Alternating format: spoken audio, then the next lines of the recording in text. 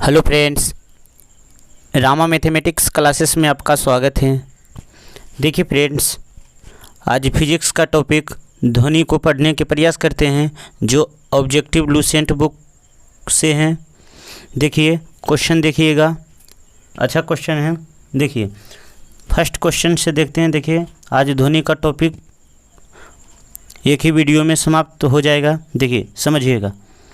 पहला है ध्वनि की प्रकृति होती है। क्या है? ध्वनि की प्रकृति होती है। तो ध्वनि की प्रकृति होती है अनुदैर्घ्य होती। क्या होती है फ्रेंड्स? तो अनुदैर्घ्य होती है। तो ऑप्शन नंबर क्या होगा? तो बी होगा। निम्न में से कौन सा कथन ध्वनि तरंग के लिए सत्य है? कौन सा कथन जो है ध्वनि तरंग के लिए सत्य है? तो देखिए, इसको ध्रुवित किया जा सकता है? नहीं, इसको ध्रुवित नहीं किया जा सकता। ये निर्वात में चल सकता है? नहीं, ये निर्वात में नहीं चलता है। 0 डिग्री पर इसकी चाल 332 मीटर पर सेकेंड होती है। हाँ, ये होती है 332। उपयुक्त में से सभी कथन नहीं। इसमें ऑप्शन कौन होगा? तो ऑप्शन नंबर सी होगा फ्रेंड्स। चलिए आगे देखते हैं।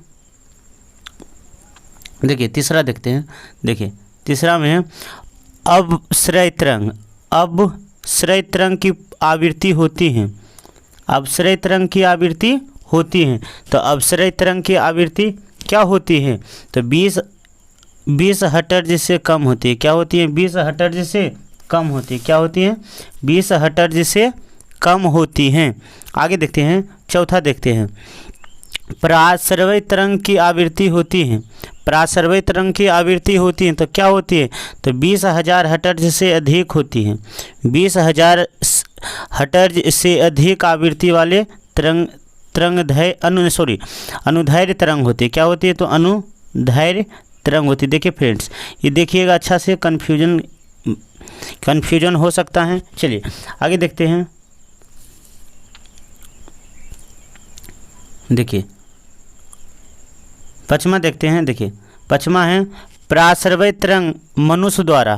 पराश्रव्य तरंग मनुष्य द्वारा नहीं सुनी जा सकते हैं। पराश्रव्य तरंग जो हैं मनुष्य द्वारा नहीं सुनी जा सकती हैं। चलिए आगे देखते हैं। आगे देखते हैं। पराश्रव्य तरंग को सबसे पहले किसने सीटी बजाकर उत्पन्न किया था? पराश्रव्य तरंग को सबसे पहले किसने सीटी बजाकर उत्पन्न किया था? तो गाल्टन ने किया था। तो गाल्टन ने, किसने किया था? तो गाल्टन ने किया था। वह सीटी बजाकर पराश्रव्य तरंग उत्पन्न किया था। आगे देखते हैं। चमगादड़ अंधेरे में उड़ते हैं। क्यों उड़ते हैं? चमगादड़ जो है अंधेरे में उड़ते हैं तो क्यों उड़ते हैं? चमगादड़ पराश्रव्य तरंग उत्पन्न करते हैं। क्या करते हैं? पराश्रव्य तरंग, चमगादड़ जो होता है पराश्रव्य तरंग उत्पन्न करता है, जिससे टकराकर आता है और सुनकर वो दिशा परिवर्तन के अनुसार साफ रास्ता में चला जाता है। चलिए आगे देखते हैं। तो देखिए 8 वाला देखते हैं। कीड़ों तथा हानि पहुंचाने वाले तत्वों को घरों से दूर भगाने के लिए प्रयोग किया जाता है। कहने को घर में अगर जो कीड़ा है या हानि पहुंचाने वाला तत्व है उसको भगाने के लिए क्या किया जाता है? तो क्या किया जाता है? तो अल्ट्रासोनिक तरंग दिया जाता है। क्या है? अल्ट्रासोनिक तरंग दिया जाता है। ध्वनि तरंग नहीं चल सकती हैं। कहने का मतलब ध्वनि तरंग किस में नहीं चल सकती हैं? तो निर्वात में नहीं चल सकती हैं। ध्वनि तरंग माध्यम में चलती हैं। क्या है? ध्वनि तरंग माध्यम में चलती हैं, जिससे जल, वायु, लोहा में चल सकती हैं।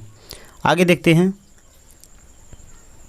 देखिए विमानों के आंतरिक भागों की सफाई में, विमान के आंतरिक भागों की सफाई में, कहने को मतलब हवाई जहाज़ की सफाई में किसका उपयोग किया जाता है? तो हवाई जहाज़ की सफाई में किसका उपयोग किया जाता है? तो पराश्रव्य तरंग का उपयोग किया जाता है। किसका उपयोग किया जाता है? तो पराश्रव्य तरंग का उपयोग किया जाता है। आगे देखते हैं। श्रव्य परिसर में ध्वनि की आवृत्ति होती है। श्रव्य परिसर में ध्वनि की आवृत्ति होती है तो 20 हर्ट्ज से 20,000 हर्ट्ज होती है। 20 हर्ट्ज से 20,000 हर्ट्ज होती हैं। चलिए आगे देखते हैं। तरंग का वेग भी आवृत्ति n तथा तरंगदैर्घ्य लैम्ब्डा से संबंधित हैं। तो क्या है, कौन सा ऑप्शन सही होगा? तो v बराबर n लेमडा होगा, v बराबर n लेमडा होगा, तो ऑप्शन नंबर ए होगा। चलिए आगे देखते हैं। चंद्रमा पर धरातल से दूर विस्फोट सुनाई नहीं पड़ता है। कहने का मतलब चंद्रमा पर कोई बात नहीं सुनाई पड़ता है। तो क्यों नहीं सुनाई पड़ता है? तो वायुमंडल की अनुपस्थिति के कारण सुनाई नहीं पड़ता है। चलिए आगे देखते हैं। चमगादड़ अंधेरे में उड़ सकती हैं। क्या हैं? चमगादड़ अंधेरे में उड़ सकती हैं। क्यों उड़ सकती हैं? जो चमगादड़ जो हैं अंधेरे में उड़ सकती हैं, वे अति तीव्र ध्वनि पैदा करती हैं। ध्वनि पैदा करती हैं जो उसका नियंत्रण करता है। जो बहुत हम बताए थे, चमगादड़ बहुत स्पीड में ध्वनि उत्पन्न करता है और टकरा कर फिर लौट जाता है। अगर जो रास्ता रहता है तो उस रास्ता में नहीं जाता है, दूसरा रास्ता से चला जाता है। कहने का मतलब चमगादड़ जो है तो पराश्रव्य तरंग उत्पन्न करता है। आगे देखते हैं 15 देखते हैं। देखिए कथन है, चमगादड़ रात्रि में किसी वस्तु से बिना टकराए हुए ही उड़ता है। ठीक है। चमगादड़ से इंफ्रासोनिक तरंग निकलती हैं। चमगादड़ से इंफ्रासोनिक तरंग निकलती है नहीं। ऑप्शन नंबर इसमें कौन होगा? सही होगा तो सी होगा। कौन होगा? तो सी होगा। चलिए आगे देखते हैं। वायु में ध्वनि का चाल 332 मीटर पर सेकेंड होता है। 332 मीटर। यदि दबाव बढ़ाकर दुगना कर दिया जाए तो ध्वनि के चाल में क्या प्रभाव पड़ेगा? तो ध्वनि के चाल वही रहेगा, क्योंकि ध्वनि में दबाव का कोई प्रभाव नहीं काम करता है, सिर्फ वही रहेगा। तो 16 का कौन होगा? तो बी होगा। ध्वनि की चाल अधिकतम होती है। तो ध्वनि की चाल ठोस में अधिकतम होती है। किस में होती है? तो ठोस में अधिकतम होती है। तो इसमें ठोस कौन है? तो इस्पात में सबसे ज़्यादा होगी। चलिए आगे देखते हैं 18 वाला। बादलों की बिजली की चमक के काफ़ी समय बाद बादलों की गर्जन सुनाई देती है। कहने का मतलब बादल जब चमकती हैं तो चमक पहले दिखाई देता है लेकिन सुनाई बाद में देता है। तो इसका कारण क्या है? तो देखिए कारण क्या है? प्रकाश की चाल ध्वनि की चाल से अधिक होती है। प्रकाश की चाल जो है ध्वनि की चाल से क्या होती है? तो अधिक होती है। चलिए आगे देखते हैं। देखिए वायु में ध्वनि का वेग लगभग होता है। वायु में ध्वनि का वेग लगभग होता है तो 330 मीटर पर सेकेंड। क्या है? 330 मीटर पर सेकेंड होता है। ध्वनि के वेग का मान सबसे कम किस में होगा?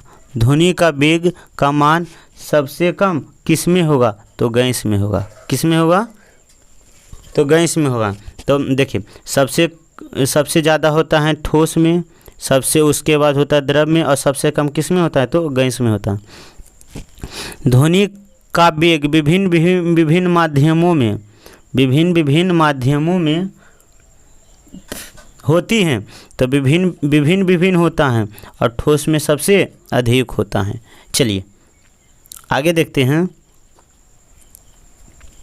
लगभग 20 डिग्री सेंटीग्रेड तापक्रम पर किसी माध्यम में ध्वनि का वेग अधिकतम होगा।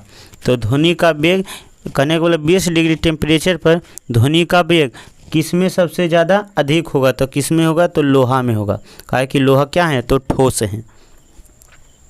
चलिए आगे देखते हैं। निम्न में से कौन सा कथन सही नहीं है? निम्न में से कौन सा कथन सही नहीं है? तो देखिए कौन सा सही नहीं है?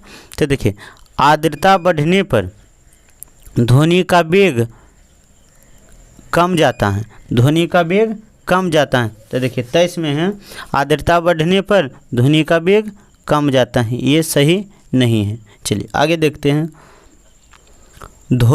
वायु में ध्वनि का वेग, वायु में जो है ध्वनि का वेग होता है। तो वायु में ध्वनि का वेग ताप घटने पर क्या हो जाता है? तो घट जाता है। ताप घटने पर क्या होता है फ्रेंड्स? तो घट जाता है। चलिए आगे देखते हैं। रेलगाड़ी के इंजन से निकली भाप पहले दिखाई देता है। रेलगाड़ी के इंजन से निकली भाप पहले दिखाई देता और और सीटी बाद में सुनाई देता है। प्रकाश तरंग की चाल की तुलना में ध्वनि की चाल बहुत कम होती है। हाँ देखिए ये तो ठीक है, तो 25 के कौन होगा, तो ऑप्शन नंबर ए होगा। क्या होगा फ्रेंड्स, तो ऑप्शन नंबर ए होगा। चलिए आगे देखते हैं। देखिए आगे देख लेते हैं।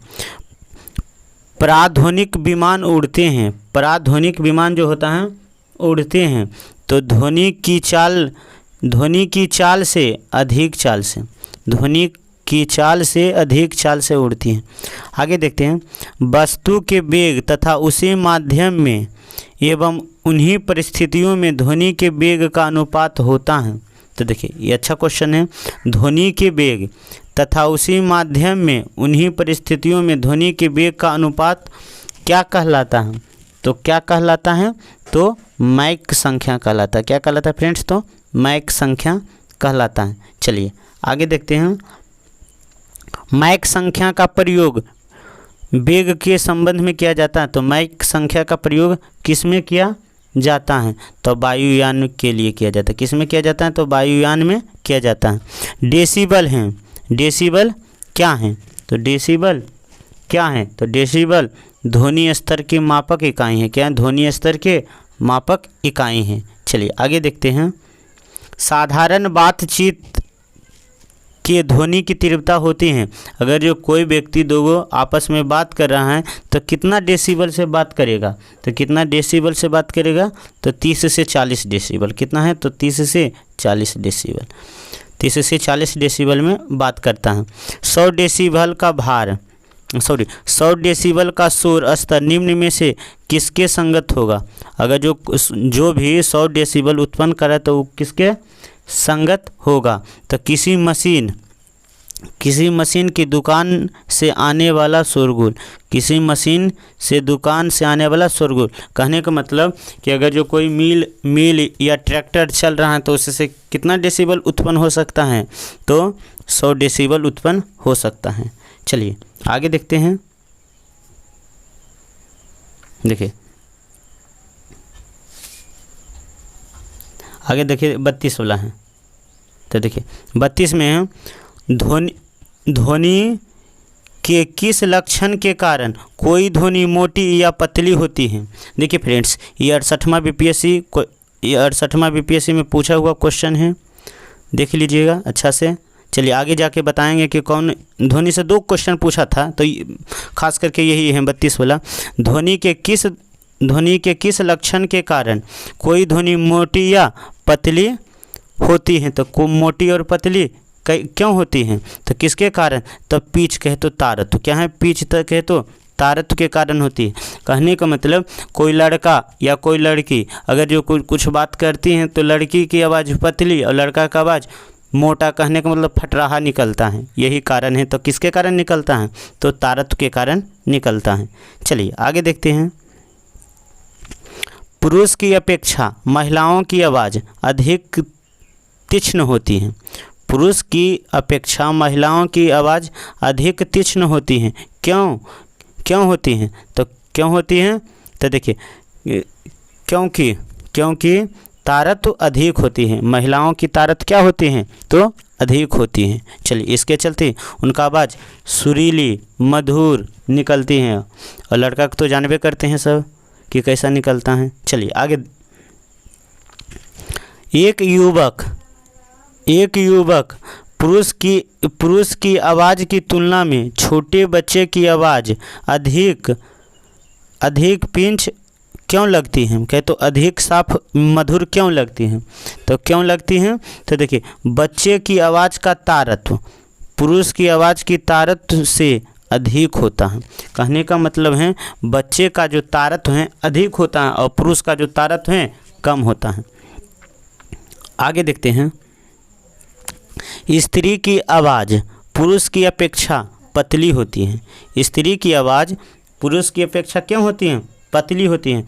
तो क्यों होती है, तो देखिए क्यों होती है, तो इसकी आवृत्ति क्या होती है, तो अधिक होती हैं। आवृत्ति क्या होती हैं, तो अधिक। देखिए ये थोड़ा सा अगर जो थ्योरी वाला वीडियो देख लेंगे तो और अच्छा रहेगा, जिसे थ्योरी वाला वीडियो बना देंगे। चलिए आगे देखते हैं। यदि सितार और बांसुरी पर, देखिए ये भी आई क्वेश्चन है, देखिए आगे जाके बताएंगे, यही वाला क्वेश्चन था। देखिए, यदि सितार और बांसुरी पर एक ही स्वर बजाया जाए तो उसमें उत्पन्न ध्वनि का भेदभाव निम्नलिखित कारण होगा।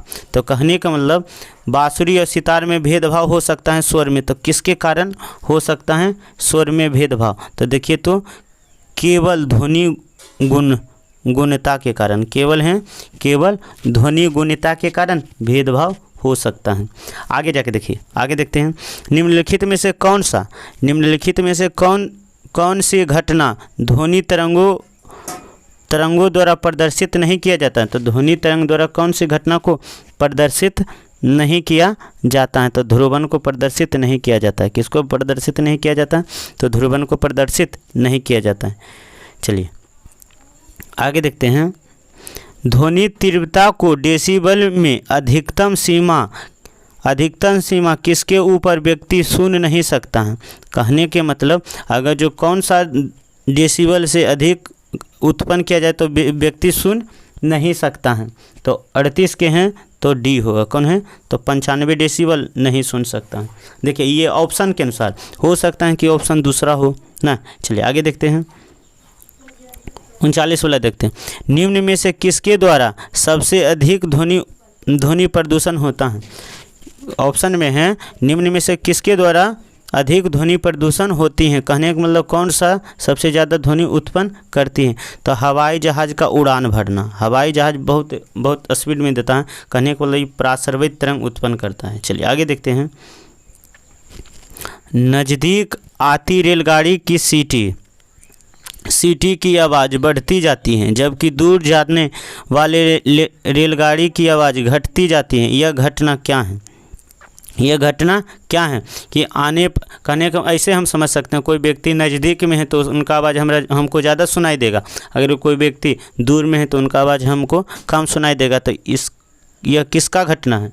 तो किसका घटना है? तो देखिए, तो डॉप्लर प्रभाव है। किस पर है? तो डॉप्लर प्रभाव से संबंधित है। चलिए आगे देखते हैं। चंद्रमा के धरातल पर दो व्यक्ति एक दूसरे से बात नहीं कर सकता है। चंद्रमा पर वायुमंडल नहीं है। आगे देखते हैं। कौन सी प्रक्रिया प्रकाश और ध्वनि दोनों में घटित नहीं होता है? प्रकाश और ध्वनि दोनों में घटित नहीं होता है। कौन सी प्रक्रिया है? तो कौन सी प्रक्रिया है? तो देखिए कौन सा प्रक्रिया है? तो ध्रुवन जो है ध्वनि और प्रकाश में दोनों में घटित नहीं होता। चलिए देखिएगा, अच्छा सा कन्फ्यूजन वाली बात है। चलिए आगे देखते हैं। चिल्लाते समय व्यक्ति हमेशा हथेली को मुंह के सामने रखते हैं। अगर जो कोई व्यक्ति चिल्लाता है या ढकर मारता है या छींकता है तो व्यक्ति हमेशा हथेली मुंह के सामने रखता है। क्यों रखता है? देखिए, तो उस स्थिति में ध्वनि सिर्फ एक ही दिशा को इंगित करता है। कहने का मतलब अगर जो हाथ को मुंह पर रख लिया जाए तो वह दिशा डायरेक्शन बता देता है कि कौन दिशा में आवाज़ जाएगा। चलिए आगे देखते हैं। डेसिबल इकाई का प्रयोग किया जाता है तो ध्वनि की तीव्रता के लिए डेसिबल इकाई का प्रयोग किया जाता है। चलिए आगे देखते हैं। देखिए 45 वाला देखते हैं। प्रतिध्वनि का कारण क्या है? प्रतिध्वनि का कारण क्या है? तो ध्वनि का परावर्तन प्रतिध्वनि का कारण है। स्पष्ट ध्वनि सुनने के लिए परावर्तक तल और ध्वनि के बीच की न्यूनतम दूरी होनी चाहिए। कितना दूरी दो व्यक्ति रहा जाए कि उनका ध्वनि हम सुन सकते हैं? तो कितना है? तो 17 मीटर। कितना फ्रेंड्स? तो 17 मीटर। रडार की कार्य प्रणाली निम्न में से किस सिद्धांत पर कार्य करता है? जो रडार हैं वह किस सिद्धांत पर कार्य करता है? तो रेडियो तरंगों का परावर्तन पर कार्य करता है। आगे देखते हैं। आगे, किसी व्यक्ति को सुनने के लिए मूल आवाज़ और प्रतिध्वनि आवाज़ के समय का अंतर क्या होना चाहिए? तो किसके अंतर होना चाहिए? तो 48 के देखिए तो 48 है तो 1/10 सेकेंड से अधिक होना चाहिए, 1/10 सेकेंड से अधिक होना चाहिए। चलिए आगे देखते हैं। अच्छे ऑडिटोरियम की दीवार, छत व फर्श किसी रेशेदार पदार्थ, कालीन, ग्लास, फाइबर आदि से ढके रहते हैं। तो इसका उद्देश्य क्या है? इसका उद्देश्य क्या है? तो देखिए क्या उद्देश्य होगा? ध्वनि का अवशोषण करके प्रतिध्वनि को रोकता है। ध्वनि के अवशोषण कर ध्वनि का प्रतिध्वनि रोकता है। आगे देखते हैं। ध्वनि का प्रभाव मानव के कान पर कितना समय तक रहता है? अगर जो हम किसी को कुछ नाम लेके पुकारे हैं तो उनका कान में गया तो वह कितना समय तक रहेगा? तो कितना समय तक रहेगा? तो 1/10 सेकेंड, 1/10 सेकेंड है। ध्वनि तरंग किसके कारण प्रतिध्वनि उत्पन्न होता है? प्रतिध्वनि तो परावर्तन के कारण। किसके द्वारा? तो परावर्तन के कारण होता है। एक व्यक्ति को अपनी प्रतिध्वनि सुनने के लिए परावर्तक तल से कितनी दूरी होनी चाहिए? परावर्तक तल से कितनी दूरी होनी चाहिए कि उसका प्रतिध्वनि सुनाई दे सकते हैं? तो 56 फीट। कितना है? 56 फीट दूरी होनी चाहिए। स्टेथोस्कोप ध्वनि किस सिद्धांत पर कार्य करता है? स्टेथोस्कोप जो कान में लगाकर धड़कन को चेक किया जाता है वह किस सिद्धांत पर कार्य करता है? तो किस सिद्धांत पर कार्य करता है? तो परावर्तन के सिद्धांत पर कार्य करता है। कहने का मतलब अगर जो सीना पर लगाते हैं तो सीना धक धक धक धक धक करता है तो वह डॉक्टर बता देता है स्टेथोस्कोप द्वारा। चलिए आगे देखते हैं। प्रतिध्वनि तरंगों के कारण है। प्रतिध्वनि तरंगों का कारण किसके द्वारा उत्पन्न होता है? तो परावर्तन के कारण। किसके द्वारा? तो परावर्तन के कारण। सोनार अधिकांशतः प्रयोग में लाया जाता है। सोनार अधिकांशतः प्रयोग में लाया जाता है। तो सोनार का प्रयोग कहाँ पर किया जाता है? तो नौ संचालकों द्वारा। किसको द्वारा? तो नौ संचालकों द्वारा। तो ऑप्शन नंबर डी होगा। आगे देखते हैं। अनुरणन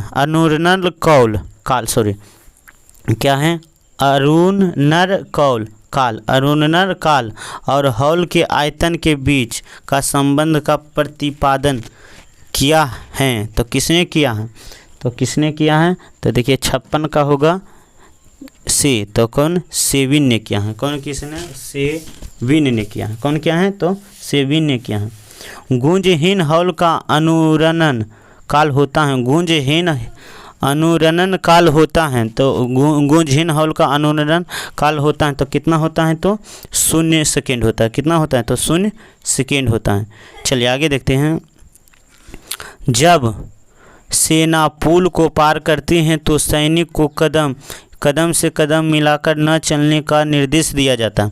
कहने का मतलब जब पुल को पार किया जाता है तो सेना को बोलता है कदम से कदम न चले। क्यों किया जाता है? तो देखिए क्यों किया जाता है? तो देखिए 58 के हैं। 58 के देखिए पैरों से उत्पन्न ध्वनि के अनुदान के कारण पुल टूटने का खतरा होता है। पैरों से जो ध्वनि अनुदान उत्पन्न होगा उससे पुल टूटने की खतरा होता है। चलिए आगे देखते हैं। देखिए हम रेडियो की घुंडी घुमाकर विभिन्न स्टेशनों के कार्यक्रम सुनते हैं।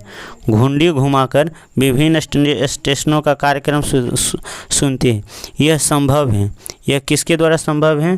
तो अनुनाद के कारण। किसके द्वारा है? तो अनुनाद के कारण सुन सकते हैं। चलिए आगे देखते हैं। 7 देखिए आगे देखते हैं। देखिए 60 वाला देखते हैं। तो देखिए 60 में कहा जाता है जब तानसेन गाता था तो खिड़की के कांच या कांच के गिलास के टुकड़े टुकड़े हो जाते थे। यदि ऐसा संभव हो तो वह ध्वनि किस गुण के कारण होता था? कहने का मतलब तानसेन जब गाते थे तो खिड़की और गिलास टुकड़े टुकड़े हो जाता था। तो यह किस घटना के कारण हो जाता था? तो अनुदान के कारण टुकड़े टुकड़े हो जाता था। किसके द्वारा? तो अनुदान के कारण टुकड़े टुकड़े हो जाता था। चलिए आगे देखते हैं। जब हम जल के नीचे सुराही भरने के लिए रखते हैं तो जैसे जैसे सुराही बढ़ती जाती हैं वैसे वैसे हमें विशेष प्रकार की ध्वनि सुनाई देती हैं। इसका कारण क्या है? कहने का मतलब जब हम सुराही या बोतल या कुछ भी भरते हैं तो उसका जैसे जैसे भरा जाता है उसे ध्वनि सुनाई देता। तो किसके कारण सुनाई देता है? तो किसके कारण सुनाई देता है? तो अनुदान के कारण सुनाई देता है। किसके कारण सुनाई देता है? तो अनुदान के कारण। रेडियो का समन्वय स्टेशन उदाहरण है। रेडियो का समन्वय स्टेशन उदाहरण है। तो किसके द्वारा उदाहरण है? तो अनुदान के कारण है। किसके द्वारा है? तो अनुदान के कारण है। चलिए आगे देखते हैं। जब किसी स्थान पर 2 लाउड स्पीकर साथ बजाते हैं तो किसी स्थान विशेष पर बैठे श्रोता को इसकी ध्वनि सुनाई नहीं देता है। कहने का मतलब 2 लाउड स्पीकर एक साथ बजा दिया जाए तो कोई भी श्रोता है उसको सुनाई नहीं देगा। क्या कारण है? तो इसका क्या कारण है? तो अनुदान है। क्या है? तो 63 के। तो देखिए 63 के कौन होगा? सॉरी तो व्यक्तिकरण होगा। कौन है? तो व्यक्तिकरण होगा। चलिए व्यक्तिकरण होगा। कहने का मतलब 2 लाउड स्पीकर को एक साथ बजा दिया जाए तो श्रोता को नहीं सुनाई देगा। तो इसका कारण क्या है? तो व्यक्तिकरण है। चलिए आगे देखते हैं। समुद्र में स्थान स्थान पर ऊंचे प्रकाश घर बनाए जाते हैं। समुद्र में स्थान स्थान पर ऊंचे प्रकाश घर बनाए जाते हैं जहां से बड़े बड़े सायरन बजाकर अब जहाज को संकेत भेजे जाते हैं। कभी कभी जहाज निवरण क्षेत्र में पहुंच जाता है जहां सायरन की ध्वनि सुनाई नहीं देती है। ये निवरण क्षेत्र ध्वनि के किस गुण के कारण निर्मित होता है? ध्वनि के किस गुण के कारण होता है? तो व्यक्तिकरण के कारण निर्मित होता है। किसके द्वारा होता है? तो व्यक्तिकरण के द्वारा निर्मित होता है। चलिए आगे देखते हैं। 65 वाला देखते हैं। तो 65 का है। जब हम कमरे के अंदर बैठ रहे हैं तो यद्यपि हम बराबर के कमरे में बातचीत करने वाले व्यक्ति को देखते हैं तो नहीं, परंतु आवाज़ अवश्य सुनाई देता है। कहने का मतलब है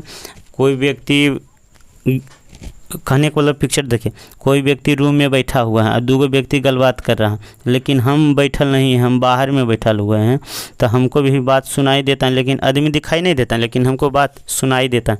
तो ये किस घटना के कारण सुनाई देता है? तो विवर्तन के कारण सुनाई देता है। किस कारण द्वारा सुनाई देता है? तो विवर्तन के कारण सुनाई देता है। चलिए आगे देखते हैं। किसी ध्वनि स्रोत की आवृत्ति होने वाले उतार चढ़ाव को क्या कहते हैं? कहने का मतलब किसी ध्वनि की आवृत्ति कभी बढ़ जाता है तो कभी घट जाता है, कभी बढ़ जाता है तो कभी घट जाता है। तो किस कारण होता है? तो डॉपलर प्रभाव के कारण होता है। किस कारण होता है? तो डॉपलर प्रभाव के कारण। देखिए डॉपलर प्रभाव संबंधित है ध्वनि जनसंख्या, तो ध्वनि से किससे संबंधित है? तो ध्वनि से संबंधित है। चलिए आगे देखते हैं। पास आती हुई रेलगाड़ी की सीटी की आवृत्ति तीक्ष्ण बढ़ती जाती है। ऐसा किस घटना के कारण होता? कहने का मतलब कोई ट्रेन आती है तो उसका आवाज़ बढ़ती जाती है, तो डॉपलर प्रभाव के कारण है। किसके कारण है? तो डॉपलर प्रभाव के कारण है। आगे देखते हैं। निम्नलिखित कथनों पर विचार कीजिए। कम लंबाई की बांसुरी से निम्न आवृत्ति की तरंगें उत्पन्न होती हैं। कम लंबाई की बांसुरी से निम्न आवृत्ति की तरंग उत्पन्न होती है। निम्न आवृत्ति की तरंग उत्पन्न होती है। ध्वनि शैली में से केवल अनुदैर्घ्य प्रास्त तरंग उत्पन्न हो। तो ऑप्शन नंबर कौन होगा? तो बी होगा। ऑप्शन नंबर इसमें क्या होगा? तो बी होगा। आगे देखते हैं। देखिए 70 वाला। समुद्र तल के निकटतम मार्ग संख्या 1 पर जा रहे वायुयान की चाल की तुलना में 15 किलोमीटर की ऊंचाई पर मार्ग संख्या 1 पर जा रहे वायुयान की तुलना में अधिक होगा। ध्वनि की गति परिवर्तित माध्यम के ताप पर निर्भर करती है। ध्वनि की गति परिवर्तित ताप पर निर्भर करता है। तो इस पर ऑप्शन नंबर ए सही है। कौन है? और आर गलत है। चलिए सॉरी ये गलत हैं लेकिन आर सही है। ये गलत हैं और आर सही है। तो ऑप्शन नंबर कौन होगा? तो डी होगा। कौन होगा? तो डी होगा। ये गलत है। चलिए आगे देखते हैं। 70 वाला देखते हैं। देखिए 70 का है। निम्नलिखित पर विचार कीजिए। विस्तृत रूप से प्रयुक्त संगीत स्वरग्राम जिसे टिटनोसी स्वरग्राम कहते हैं 7 आवृत्तियों वाला होता है। 7 आवृत्तियों वाला होता है। स्वर सा आवृत्ति 256 हर्ट्ज होती हैं और स्वर नी आवृत्ति 552 हर्ट्ज होती हैं। तो क्यों होती हैं? तो इसमें केवल एक होगा। तो क्यों होगा? केवल एक होगा। चलिए आगे देखते हैं। तो देखिए 72 में देखते हैं। निम्न में से किस एक प्रकार की तरंग का प्रयोग रात्रि दृष्टि उपकरण के लिए किया जाता है? किस तरंग का उपयोग रात्रि दृष्टिकरण के लिए किया जाता है? तो अवरक्त। कौन है? तो अवरक्त। निम्नलिखित में से किस में ध्वनि की चाल सबसे अधिक होगी? किस में ध्वनि की चाल सबसे अधिक होगी? तो लकड़ी में होगी। लकड़ी क्यों है? तो लकड़ी क्या है? तो ठोस है। लकड़ी क्या है? तो ठोस है। ध्वनि स्रोत और परिवर्तित सतह के न्यूनतम बीच की दूरी होनी चाहिए। तो कितनी होनी चाहिए? तो 17 मीटर होनी चाहिए। कितना होनी चाहिए? तो 17 मीटर होनी चाहिए। कौन होनी चाहिए? तो 17 मीटर होनी चाहिए। लगभग 20 डिग्री ताप पर किसी माध्यम में ध्वनि की अधिकतम होगी तो ध्वनि तो किस में होगी? तो लोहा में होगी। चलिए आगे देखते हैं। डेसिबल किसे मापने के लिए प्रयोग किया जाता है? तो वातावरण की ध्वनि। वातावरण की ध्वनि। कौन सा तरंग शून्य में संचरण नहीं कर सकती हैं? कौन सा तरंग शून्य में संचरण नहीं कर सकते हैं? तो ध्वनि। ध्वनि जो है शून्य में संचरण नहीं करता, ये माध्यम पर जाता है। आगे देखते हैं। देखिए यदि वायु, जल, इस्पात में ध्वनि का वेग, तो इसमें बता देते हैं। सबसे ज़्यादा होगा इस्पात में, उसके बाद होगा जल में, उसके बाद होगा वायु में। तो देखिए इसमें ऑप्शन बता देते हैं। देखिए ऑप्शन नंबर ए होगा। कौन होगा? तो ऑप्शन नंबर ए होगा। ध्वनि नहीं गुजर सकती हैं, तो ध्वनि निर्वात में नहीं गुजर सकती हैं। चलिए आगे देखते हैं। देखिए एक स्त्री की आवाज़ पुरुष की आवाज़ से अधिक तीक्ष्ण होने का कारण क्या है? कहने का मतलब स्त्री की आवाज़ पुरुष की आवाज़ से अधिक तीक्ष्ण होती हैं तो उच्च आवृत्ति होती है। क्या होती हैं? उच्च आवृत्ति होती है। सबसे अधिक तीव्रता की ध्वनि उत्पन्न होती है। सबसे अधिक तीव्रता उत्पन्न ध्वनि होती है तो कौन? देखिए जानवर के अनुसार सबसे ज़्यादा कौन ध्वनि उत्पन्न करेगा? तो बाघ। कौन है? तो बाघ उत्पन्न करेगा। आगे देखते हैं। इको साउंडिंग प्रयोग किया जाता है। इको साउंडिंग प्रयोग किया जाता है तो समुद्र की गहराई के लिए। समुद्र की गहराई मापने के लिए इको साउंडिंग का प्रयोग किया जाता है। एकॉस्टिक विज्ञान है तो ध्वनि से संबंधित है। एकॉस्टिक विज्ञान है जो ध्वनि से संबंधित है। जो ध्वनि से संबंधित है वो कौन है? तो एकॉस्टिक विज्ञान है। डेसिबल होता है। क्या है? तो डेसिबल होता है। तो डेसिबल होता है तो क्या होता है? तो एक ध्वनि स्तर का मापन। एक ध्वनि स्तर का मापन होता है। एक ध्वनि स्तर का मापन होता है। डेसिबल जो है एक ध्वनि स्तर का मापन होता है। चलिए आगे देखते हैं। ध्वनि का वेग अधिकतम होगा। ध्वनि का वेग किस में अधिकतम होगा? तो किस में होगा? तो लोहा में होगा। किस में होगा? तो लोहा में होगा। जब ध्वनि तरंग चलती हैं तो उसके साथ चलती हैं तो उसके जब ध्वनि तरंग चलते हैं तो उसके साथ ऊर्जा होती है। तो उसके साथ क्या चलते हैं? तो ऊर्जा होती है। चलिए आगे देखते हैं। देखिए फ्रेंड्स ये क्वेश्चन है 68वां बीपीएससी क्वेश्चन पूछा हुआ है। देखिए ध्वनि टॉपिक से 2 क्वेश्चन 68वां में पूछा हुआ है। देखिए एक क्वेश्चन बता दिए हैं। देखिए और तो महिला वाला ये 68वां का है क्वेश्चन है। तो देखिए वो बता दिए थे क्वेश्चन जिसमें महिला की आवाज़ और पुरुष की आवाज़ की तुलना वाला वो बता दिए थे। देखिए ये वाला देखिए कैसा क्वेश्चन था। एक संगीत कार्यक्रम में ऑर्केस्ट्रा बजाने से पहले एक सितार वादक तनाव को समायोजित करने की कोशिश करता है और स्ट्रिंग को उपयुक्त रूप से बांधता है। ऐसा करके वह क्या ठीक करने की कोशिश करता। कहने का मतलब कोई ढोलक बाजक है या कुछ भी बाजक है तो पहले उनका तार जो होता है एकदम कसता है, ढीला करता है, उस तक करता है। तो क्या क्यों करता है? तो देखिए, अन्य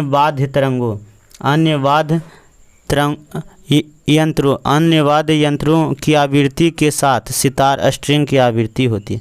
कहने का मतलब सबकी एक समान करने की प्रयास करता है। चलिए फ्रेंड्स, आज ध्वनि का टॉपिक कंप्लीट हो गया है। चलिए दूसरे वीडियो में दूसरे टॉपिक को पढ़ने के प्रयास करते हैं। देखिए फ्रेंड्स, प्रयास है कि जल्द से जल्द लुसेंट ऑब्जेक्टिव बुक का फिजिक्स टॉपिक कंप्लीट कर दिया जाए। चलिए फ्रेंड्स, थैंक्स फ्रेंड, जय हिंद फ्रेंड।